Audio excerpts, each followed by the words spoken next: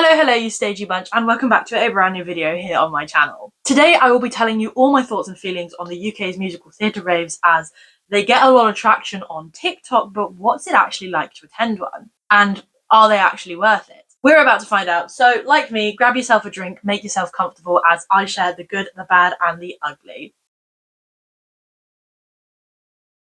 So a bit of background to bring you guys up to speed. What is a musical theatre rave? Well, it's kind of what it says on the tin. It's a night at a club where they play almost exclusively musical theatre songs. So you can sing and dance to your heart's content under the blinding lights of a nightclub.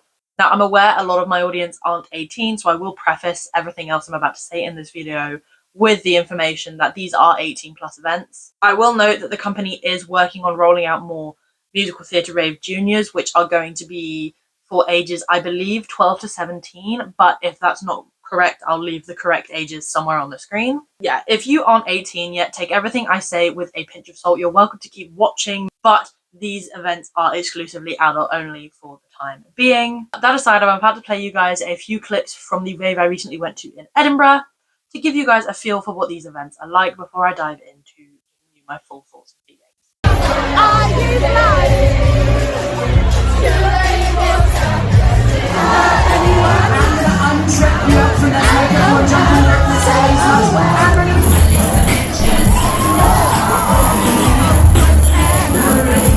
I hope you enjoyed that montage, and I hope you have a better understanding of what a night at a musical theatre rave is like. I have now been to 2 musical theatre raves. Obviously, the one I've just shown you clips from was the most recent one in Edinburgh, but I also attended the unofficial West End Live after party back in the summer of 2023, which was the first musical theatre rave I ever attended.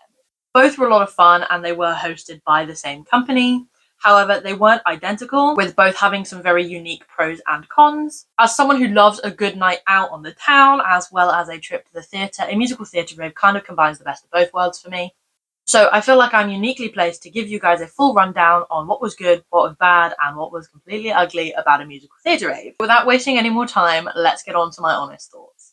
As mentioned briefly earlier, I said that the 2 events were almost completely different despite being hosted by the same company and pretty much being the same premise. The biggest difference was who was in attendance at these events. In London, the majority of people at the event I felt were very much more in line with my own age group, sort of university students, younger theatre fans that were in town specifically for West End Live and looking for a good fun night out afterwards. By contrast, at the Edinburgh rave, the audience was definitely a lot older. Me and my friend Katie, who came with me, definitely felt like we were on the younger side. And that's not me saying that if you're 40 you can't go clubbing. It was just a difference I noticed. I will say that I do know at the time of the rave, which was on the 13th of January, Edinburgh University hadn't resumed its semester.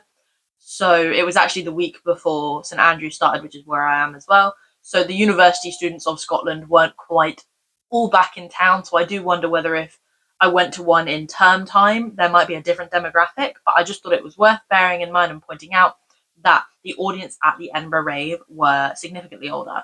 But rambling about the age aside, the other big difference was the performers and the performances. Now, I'm aware that the musical theatre raves in London do have more unprecedented access to West End performers because they're all literally right there. Whereas somewhere like Edinburgh, you're relying on touring casts as well as performers who live in Edinburgh outside of contracts and things like that. Obviously, at every rave, the performers are going to be different at each and every event.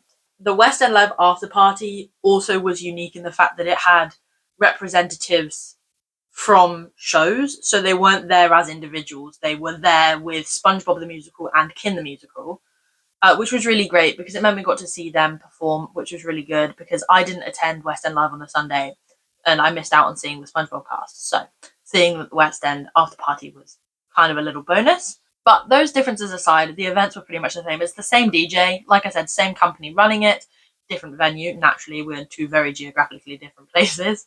The setups were slightly different, but that's more to do with the venues than the company themselves. And yeah, overall they were both really, really fun. So with those differences out of the way, hopefully you guys feel a bit more up to speed with what a musical theatre rave is like and all of that jazz. So let's dive into the good before we move on to the bad and conclude with the ugly. The first thing that I would say is probably the highlight of a musical theatre rave for me is definitely going to be the people. You are in a room surrounded by a lot of like-minded people. Everyone there is a theatre fan. Everyone has their favourite shows. Everyone's sort of they're all theatre kids, realistically. I don't think, other than a few sort of disgruntled boyfriends that look like they'd been dragged along because the girlfriend wanted to go, everyone is really excited to be there and really happy and fully engaged with the event. I will also say that it definitely feels weirdly safer than going clubbing just like on a regular night, because the majority of the audience is female, bar a few boyfriends and husbands, and the men that are there, I don't know how to say this in a politically correct way. I mean, most of them, play for a different team. So they're not particularly threatening. You don't feel like there's some guy who's about to kind of start like dancing up against you for a bit of attention. Like, you can very much, like, you do feel sort of safer. And I think that's an environment that the company themselves, I think it's Willie and Leon are the two people that run it. They are very encouraging in sort of creating a safe space and a safe clubbing environment for everyone that wants to be there, which I definitely appreciate, because I feel like everyone has had at least one bad experience whilst out clubbing, and so the fact that they're able to sort of mitigate that to an extent is really appreciated. The next really good thing about a musical theatre rave, of course, is going to be the special guests. Now, it can be a bit hit or miss with who you get, depending on logistics, where you are, what shows are in the area, all that sort of thing. But a quick rundown of who I have seen, at least a handful of them. I've seen Hannah Lowther, Kin the Musical and SpongeBob, which I mentioned earlier. Jenny O'Leary, who a lot of you will remember as Martha from Heathers, as well as I believe she was in We Will Rock You. I've also had several members of Six the Musical perform, so really a mixed bag.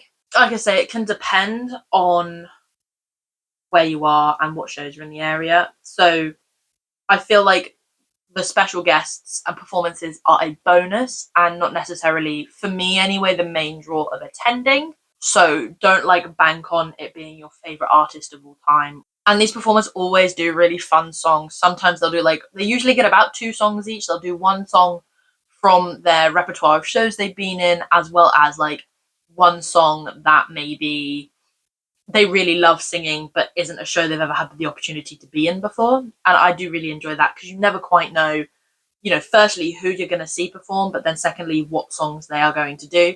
So it does sort of bring an element of surprise to the night. The next really good thing I love about a musical theatre rave is the drag queen host. I've had Charcuterie in London as well as CJ Banks in Edinburgh, and they've both been fantastic. They're kind of like your MC for the night. They're hyping the crowd up. They're introducing the different acts, the lip sync battle, all of that jazz. And I think it's really beneficial because it kind of has a flow and builds in this sort of schedule to the evening, which I appreciate. They're always really fun, and you can tell that they're big musical theatre fans as well. So their infectious energy kind of like rubs off on the crowd, which I appreciate. Again, there's no guarantees on who it'll be, much like the performers. But because this information is something that is announced later down the line, like closer to the event actually happening, like I think we found out 3 days before the event who was going to be at it when we for the Edinburgh one. It does add layers of anticipation and excitement, which I really enjoy. And then other than that, like I said, I keep saying they're just really fun, and I feel like that's something I have to say again under the good section so that people don't, get confused by all of the bad things I'm about to list. But they're really enjoyable, they're really fun, and my god, they are a good workout. You are singing, you are dancing for hours. Depending on the club, you are also dripping in sweat. That is the one thing I remember about the West End Live after party. I didn't go to West End Live on the Sunday because of how hot the Saturday had been. And then you go to a club, which of course aren't the most breathable of environments. And I remember coming out and just being absolutely dripping in sweat. So it's a good workout and it's a lot of fun. But the good out of the way, let's go over the bad. Unfortunately, at least in my opinion, there are some bad things. This is definitely me nitpicking, but it's sort of things that I feel like could definitely be improved upon moving forward and with the continuation of these events. Now, I know I said the fact that there are special guests is a good thing. However, it can also be a bad thing. So whilst the special guests themselves are amazing and offer up brilliant performances, they can also pose a bit of a problem. It depends on who they are, and whilst it's not their fault, it can create a slightly uncomfortable atmosphere. Now, this is speaking from my experience at the West End Live After Party. As you heard me mention earlier, we had Hannah Lowther performing, and my personal thoughts and feelings about the girl aside, there were many mega fans pushing and shoving and getting really quite nasty and territorial, trying to be like at the front of the crowd, closest to the little stage setup, so they could like be like the closest to Hannah Lowther as they could be. Now, like I said, this is absolutely not Hannah's fault. Like, it's beyond her control. Plus, most of these pushy people left after Hannah's set finished. They were literally there for like a 20-minute Hannah Lowther concert and then buggered off. But it did make it quite uncomfortable for those of us that were there to enjoy the whole event. Like, the performances are such a small part of the night that they're fun, they're great, it's fun. But being right at the front, being a barrier, is not the be-all end-all. The other bad thing I will say is sometimes the choice of song, or not necessarily the choice of song, but the choice of what part of a song or when a song gets cut off and things like that. Like, I know not everyone in the room is going to be absolutely massive fans of your like niche favorite musical, right? Like, I'm not expecting them to play Eugenius or Kin or Two Strangers. Like, that's completely fine. I'm expecting the big names, Les Mis, Wicked, all of that. Like, I completely get it.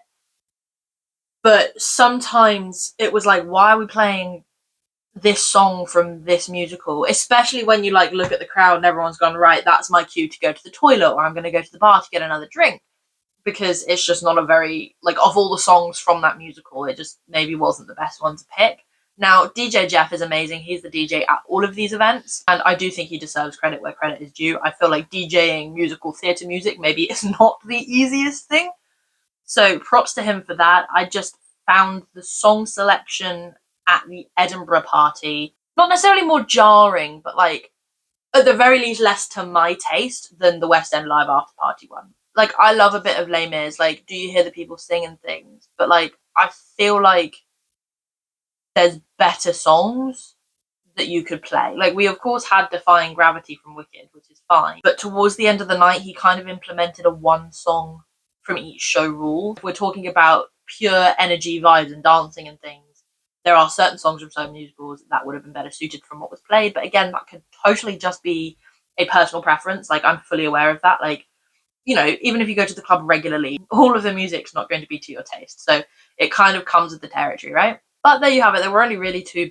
bad things. And again, they're just nitpicky, especially the music one. Like, that is a full Flora opinion. Like, that's not to the detriment of the rave and things like that. I do think, you know, I could go again. I could go to the next time it's in Edinburgh and the music could be 100% to my taste and all of that. So there you are. But with the good and the bad out of the way, it is time for the ugly. Now buckle up, because these really are Flora being grouchy and Flora really nitpicking.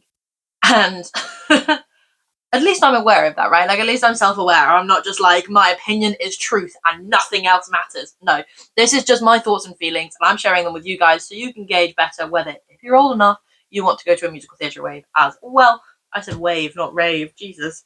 It's been a long day, guys. It's only 10:50, but I have a lecture in 2 hours, so I'm trying to get through this before I forget, because I keep putting it off, and then I'm like, but then all of my ideas are going to go away. And yeah, okay, you're probably thinking, Flora, shut the fuck up, just get on with the ugly. Right, the ugly. Okay, this is such a nitpick. They played way too much Encanto. Like, I don't mind Disney music being mixed in there. In fact, one of my favourite songs of the night was Status Quo from High School Musical, okay?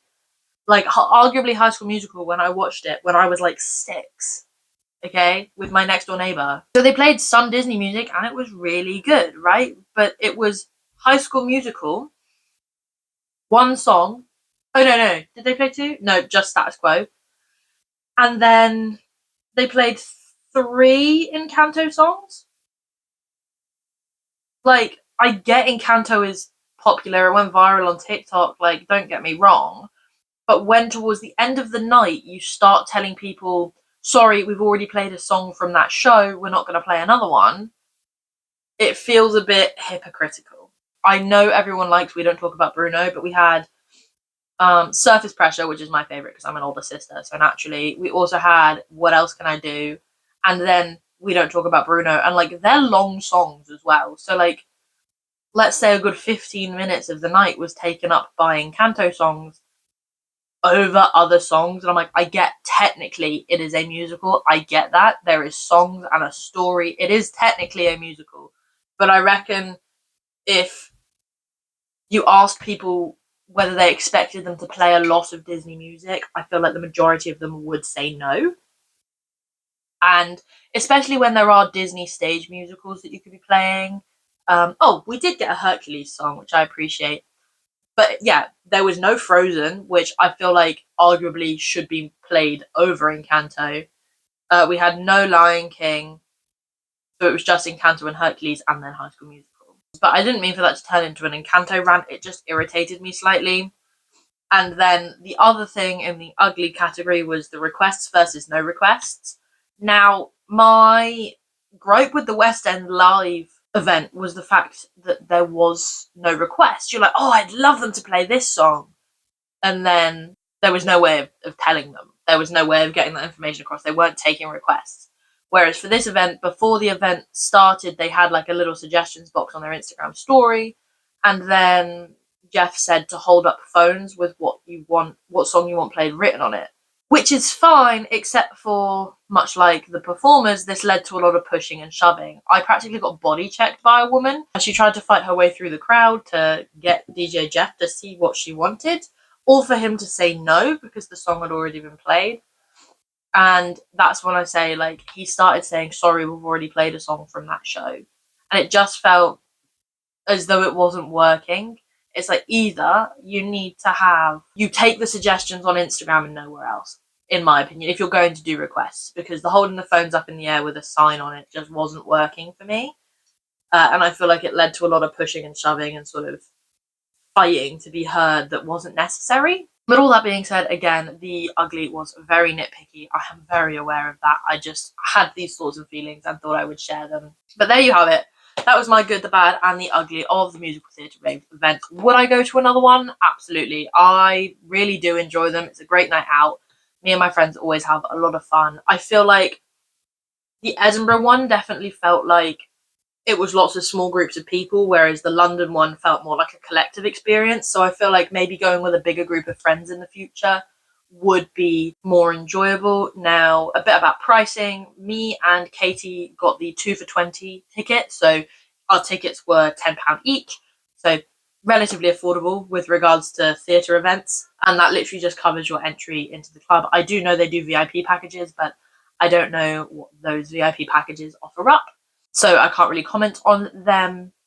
I do feel like if I was to go to another one, I would prefer to go to one in London, just because I feel like the one in London I went to was more enjoyable. But like I said, that is possibly because of the concentration of theatre kids in London at the time of West End Live, so I appreciate that. But if you guys have been to a musical theatre rave, let me know your own thoughts and feelings down in the comments. If you haven't, has this video swayed you one way or the other as to whether you would like to go? I have some very exciting videos coming up. I have a Shrek vlog on the way for you, a vlog and review as always. And I've also got Jesus Christ Superstar, which is a bit left field. I wasn't expecting to go and see Jesus Christ Superstar. It wasn't on my radar. And then I was like, what the heck? It's in Edinburgh. It's at the Edinburgh Playhouse, my favourite theatre. So, of course, I'm going to go and check it out. So, if that sounds like something you would love to watch, make sure you're subscribed because those videos will be with you shortly. But that's all for now, my lovelies. So, as always, remember to stay stagey, and I will see you in the next one. Bye!